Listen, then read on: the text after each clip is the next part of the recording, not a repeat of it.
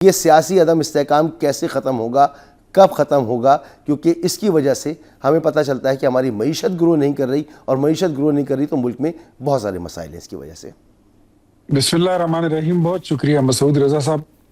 जब तक पाकिस्तान तहरीक इंसाफ सियासत का जामा पहनकर, हालांकि मैं नहीं समझता कि वो कोई पॉलिटिकल पार्टी है, लेकिन सियासी जामा पहनकर जब तक वो पाकिस्तान की सियासत में मौजूद है तो ये मामला चलते रहेंगे। इनकी हुकूमत होगी तो मुल्क एक तरह से तनाजुली का शिकार होगा। ये हुकूमत में नहीं होंगे तो ये अदम इस्तेहकाम पैदा करने के दर पे होंगे। पाकिस्तान तहरीक इंसाफ वो चाहती ही यही है, उनको इंतशार ही सूट करता है, अदम इस्तेहकाम ही सूट करता है। उनका लीडर पौने 4 साल हुकूमत करने के बाद जब इक़्तिदार से अलग हुए तो उनके मुंह से कोई अच्छे लफ्ज थोड़ी निकले थे। पाकिस्तान टूटने की बातें करते थे कि 3 टुकड़े हो जाएगा, खाकम बदहन, ये मुल्क श्रीलंका और सोमालिया और दिवालिया बन जाएगा।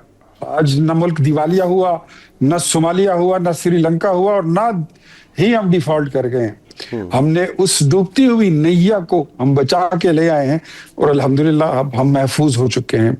ये देखते रहेंगे और मुल्क इंशाल्लाह इसी तरह तरक्की करता रहेगा, ये आगे चलता रहेगा।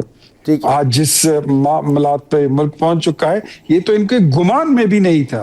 इक़्तिदार से अलग होने के बाद जो इनके वजीर खजाना थे शौकत तरीन साहब, शेख रशीद साहब, अब साबिक अपोजिशन लीडर उमर अयूब साहब, उनकी स्टेटमेंट्स तो ऑन रिकॉर्ड हैं, जो ये खुले बंदों वो कहते थे कि हमने पाकिस्तान की मईशत को वो अंडरमाइन हो चुकी है, जो भी आएगा वो अपनी इज्जत से जाएगा और अपने पॉलिटिकल स्टेक्स दाव पर लगाएगा। हम वो लोग हैं कि हमने अपने पॉलिटिकल स्टेक्स सारे दाव पर लगा के मुल्क की इज्जत को और उसकी तौकीर को बचा लिया। सर इस वक्त जो सूरत हाल है वो ये कि इमरान खान साहब की एक आंख में इन्फेक्शन है।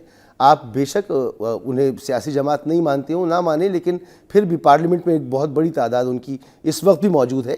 गो कि वो ये कहते हैं कि उनके साथ धांधली हुई है, फिर भी वो सबसे बड़ी अपोजिशन है, सिंगल लार्जेस्ट पार्टी है इस वक्त पार्लियामेंट के अंदर। तो सर उनकी कायद जो हैं इमरान खान साहब, उनकी आंख में एक इन्फेक्शन है, और उस इन्फेक्शन के लिए वो इस्लामाबाद हाई कोर्ट भी गए, उन्होंने दरख्वास्त की है।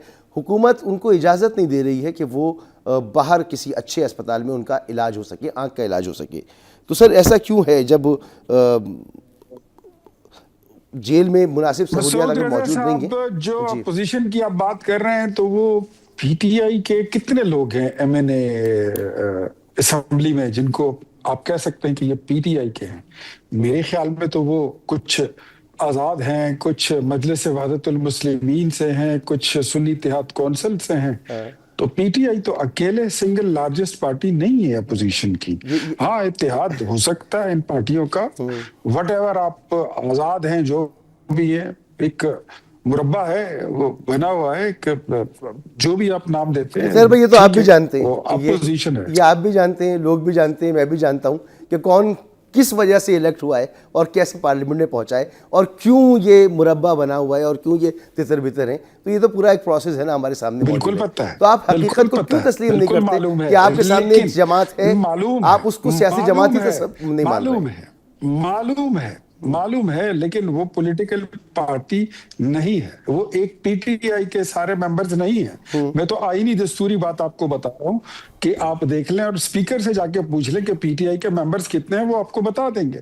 इलेक्शन कमीशन में जाएं और उनसे पूछें कि पीटीआई के कितने मेंबर्स हैं नेशनल असेंबली में, वो आपको बता देंगे। हाँ, मालूम की बात कुछ और है। मालूम तो हमें फैज की कहानियां भी मालूम है। मालूम तो हमें पता है कि कौन किसको कहां से उठा के लाया, 126 दिन के धरने कैसे बने, कौन किसकी वजह से नाअहल हुआ, नवाज शरीफ को क्यों डिस्क्वालीफाई किया गया, मरियम नवाज को क्यों डिस्क्वालीफाई किया गया, घोड़ों को बाहर कर दिया और गधों को अंदर कर दिया, उनसे रेस जितवानी थी।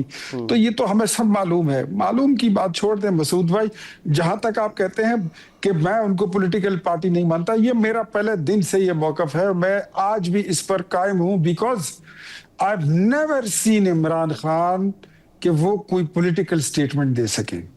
उनके मुंह से बात निकलती है, वो एक सियासी लीडर आपके की बात सियासी नहीं मुखालिफ होती। तो है ना, आपके सियासी मुखालिफ हैं, आप ऐसे ही गुफ्तगू करेंगे, लेकिन ये इनकार नहीं कर सकते वो एक पार्लिमानी वो हमारा वो सियासी मुखालिफ नहीं था, और उसको हमारे मुकाबिल लाके खड़ा कर दिया गया।